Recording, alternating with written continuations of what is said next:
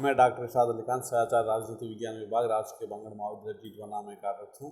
जैसा कि मार्क्स के संदर्भ में हमने इससे पूर्व ऐतिहासिक भौतिकवाद का सिद्धांत और उसके अलावा हमने उसके जो श्रम से संबंधित जो भी है वर्ग संघर्ष का सिद्धांत, जीवन परिचय, इनका अध्ययन किया है। अब हम आज अतिरिक्त मूल्य के सिद्धांत का अध्ययन करेंगे। सरप्लस वैल्यू जो है, थ्योरी ऑफ सरप्लस वैल्यू, यानी एंगल्स कहता है कि इतिहास की भौतिकवादी धारणा और अतिरिक्त मूल्य द्वारा पूंजीवादी उत्पादन के रहस्य को उद्घाटन इन दो महान आविष्कारों के लिए हम मार्क्स के आभारी हैं। इन आविष्कारों के साथ समाजवाद एक विज्ञान बन गया। लेनिन ने अतिरिक्त मूल्य के सिद्धांत को मार्क्स की अर्थशास्त्र शिक्षा की आधारशिला कहा है।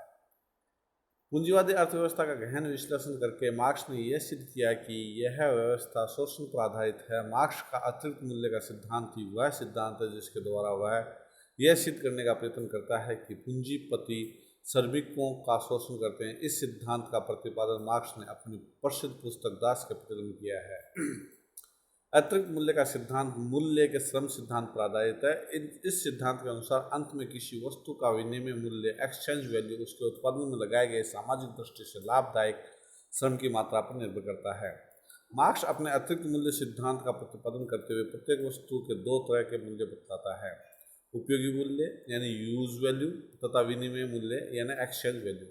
उपयोगिता मूल्य यानी मार्क्स ने उपयोगिता मूल्य यानी वैल्यू इन यूज और विनिमय मूल्य यानी वैल्यू इन एक्सचेंज के मध्य अंतर किया है। उपयोगिता का अर्थ है मनुष्य की इच्छा पूरी करना। जो वस्तुएं मनुष्य की इच्छा पूरी करती है वे उसके लिए उपयोगी है, अतः वे मनुष्य के लिए महत्वपूर्ण मूल्यवान है। जो वस्तुएं उसकी इच्छा की पूरी नहीं करती वे उसके लिए उपयोगी न होने से कोई मूल्य नहीं रखती। उदाहरणार्थ, रेगिस्तान में बालू बहुत अधिक है, पानी की कमी पाई जाती है, अतः पानी अधिक उपयोगी है, बालू की कोई उपयोगिता नहीं है। पानी मनुष्यों के पास बुझाने के काम आता है, बालू की तुलना में पानी अधिक मूल्यवान है। विनिमय मूल्य यानी कि मूल्य का दूसरा आधार विनिमय है। इससे विनिमय मूल्य वैल्यू इन एक्सचेंज कहते हैं। विनिमय मूल्य इस बात में है कि उस वस्तु के बदले में क्या प्राप्त होता है। विनिमय मूल्य वह अनुपात है जिसके द्वारा वस्तुओं के बदले में विनिमय हो सके। उपयोगिता की वस्तु हुए बिना किसी वस्तु का मूल्य नहीं हो सकता, लेकिन प्रत्येक उपयोगी वस्तु का विनिमय मूल्य होना आवश्यक नहीं है। खाने की वस्तु होने के कारण रोटी का उपयोगी मूल्य है, लेकिन जब रोटी को बेचा जाता है उस समय उसका दूसरा मूल्य, जिसे हम विनिमय मूल्य के नाम से पुकारते हैं। मार्क्स के अनुसार किसी वस्तु का विनिमय मूल्य उस वस्तु के उत्पादन पर खर्च किए गए सामाजिक रूप से आवश्यक श्रम की मात्रा पर निर्भर करता है। यही मूल्य का मानदंड है। यदि 5 मन गेहूं का विनिमय 10 गज कपड़ा है तो इसका यह कारण है कि 5 मन गेहूं पैदा करने में उतना ही श्रम लगता है जितना कि 10 गज कपड़ा उत्पन्न करने में। अर्थात किसी वस्तु का मूल्य उसमें लगाए गए श्रम यानी लेबर के आधार पर निश्चित होता है। मार्क्स के अनुसार प्रत्येक वस्तु का वास्तविक मूल्य वह श्रम है जो उसे मानव उपयोगी बनाने के लिए उस पर व्यय किया जाता है, क्योंकि वही उसमें विनिमय मूल्य पैदा करता है।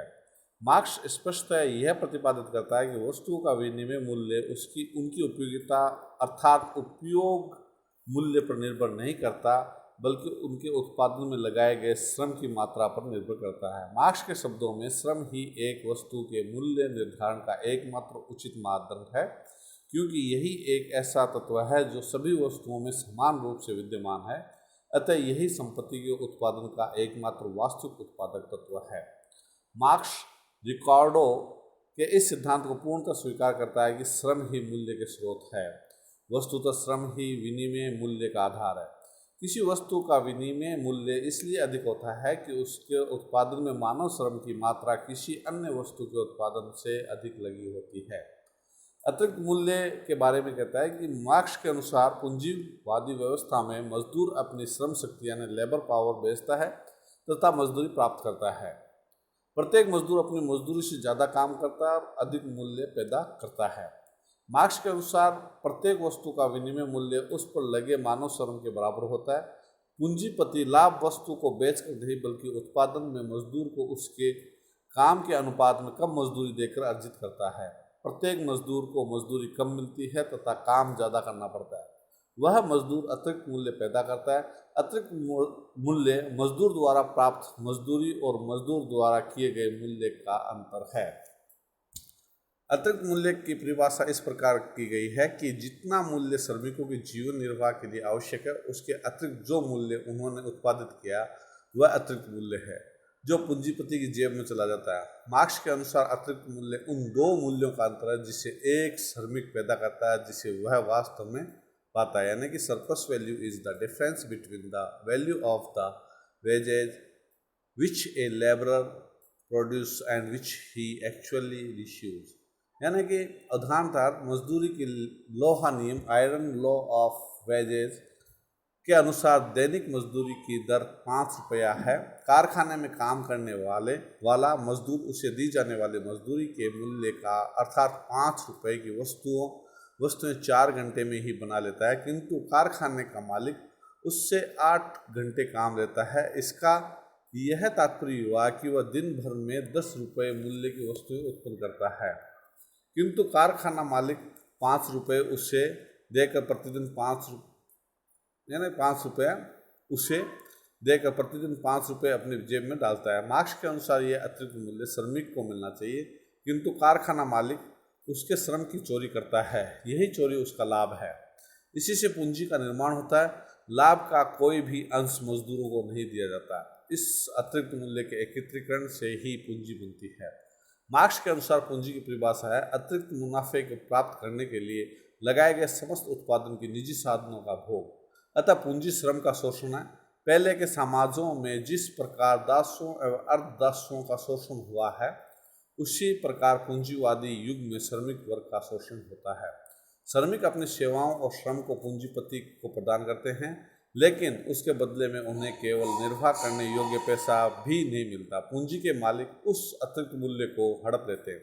मजदूरों के विरुद्ध पूंजीपतियों का यह शोषण कूचकर बहुत समय से चल रहा है और इसका अंत पूंजीवाद के अंत के साथ ही हो सकेगा।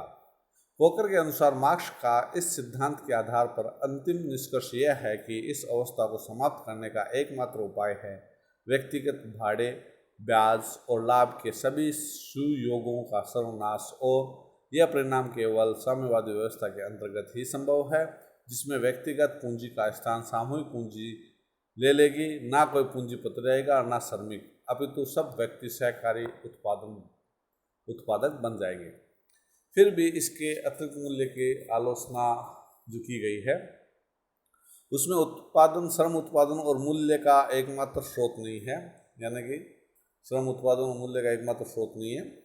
यानी मार्क्स के अतिरिक्त मूल्य का निष्कर्ष यह है कि वस्तु के मूल्य का निर्धारण का एकमात्र तत्व इसके उत्पादन में लगने वाला मजदूर का श्रम है। अतः उसका सारा मूल्य मजदूर को ही मिलना चाहिए। वस्तु तो यह विचार सत्य नहीं है, क्योंकि मूल्य का निर्धारण केवल श्रम से ही नहीं होता है। इस पर प्रभाव डालने वाले अन्य तत्व जैसे पूंजी, मशीनें, कच्चा माल, तकनीकी ज्ञान, प्रबंध कौशल आदि भी होते हैं। एक वस्तु का मूल्य निर्धारण करने में श्रम के अतिरिक्त अन्य तत्व जैसे वस्तु की उपयोगिता, उपलब्धि और मांग आदि भी प्रभावपूर्ण होते हैं। लोहे और सोने के खान से निकालने में एक समान ही श्रम व्यय होता है, लेकिन जहाँ तक उनके मूल्य का प्रश्न है उसमें भारी अंतर है। इस अंतर का मुख्य कारण उसकी उपयोगिता, उपलब्धि की मात्रा और मांग आदि है।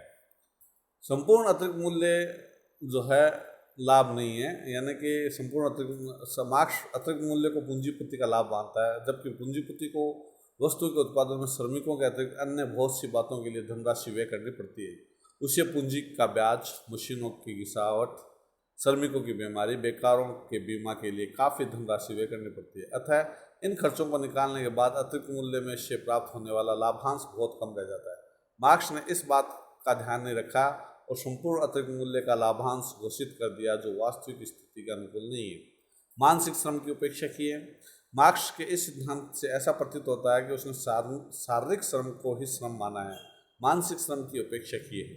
वस्तुतः तकनीकी ज्ञान, प्रबंध पटुता और व्यवसाय कुशलता वस्तुओं के निर्माण और तैयार वस्तुओं के लिए उपयुक्त बाजार ढूंढने में महत्वपूर्ण योग देते हैं। उद्योग में प्राप्त होने वाला लाभांश बहुत कुछ सीमा तक इन पर निर्भर करता है।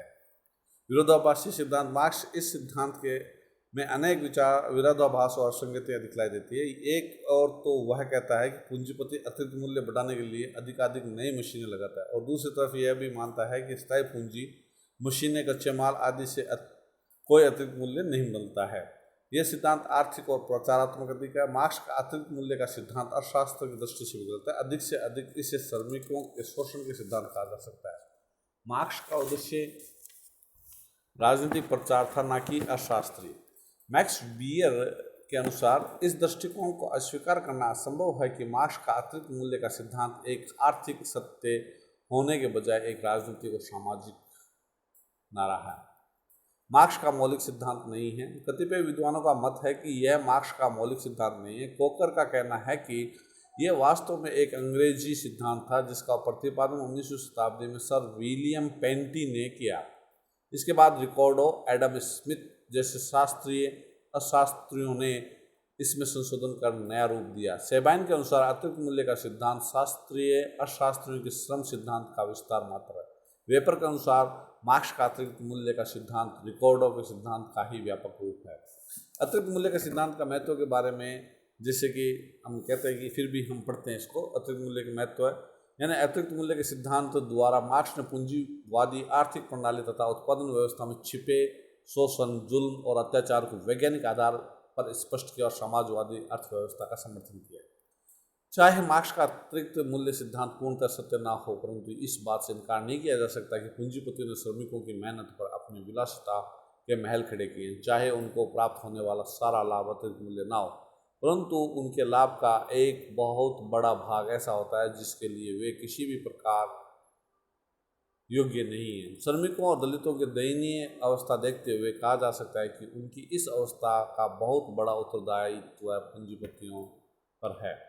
अतः मूल्य के सिद्धांत के रूप में मार्क्स का अतिरिक्त मूल्य का सिद्धांत अमान्य हो गया, लेकिन एक शोषण के सिद्धांत के रूप में यह आज भी उतना ही सही है जितना कि मार्क्स के समय में था। लेनिन के शब्दों में, मार्क्स ने पहले क्लासिकीय राजनीतिक अर्थशास्त्र की उत्पत्ति इंग्लैंड में हुई थी, जो पूंजीवादी देशों में सबसे उन्नत देश था। एडम स्मिथ और डेविड रिकॉर्डो ने आर्थिक व्यवस्था के विषय में अपनी गवेषणाओं द्वारा मूल्य के श्रम सिद्धांत की नींव डाली।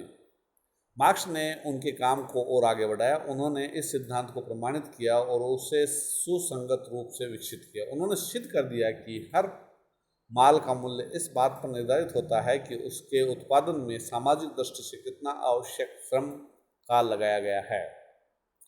पोपर ने ठीक लिखा है कि मेरे विचार में कदापि मार्क्स का विश्लेषण दूषित था, लेकिन शोषण के सिद्धांत का निरूपण करने वाला प्रयास की दृष्टि से आज भी वह आदरणीय है।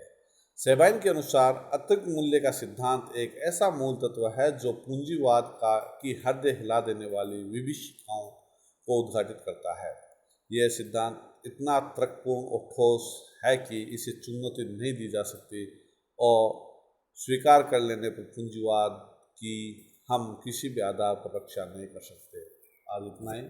कल हम इसके आगे के बाद साम्यवादी व्यवस्था, राज्य व्यवस्था का अध्ययन करेंगे। धन्यवाद।